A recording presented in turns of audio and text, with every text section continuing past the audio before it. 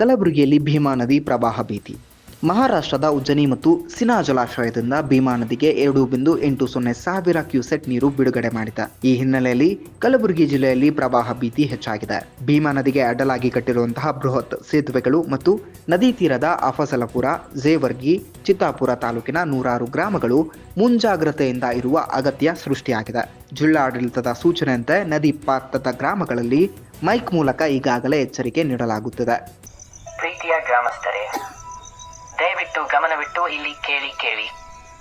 ಭೀಮಾ ನದಿಗೆ ಉಜ್ಜನಿ ಜಲಾಶಯದಿಂದ 2 ಲಕ್ಷ ಕ್ಯೂಸೆಕ್ ನೀರು ಹರಿಬಿಡಲಾಗುತ್ತಿದೆ.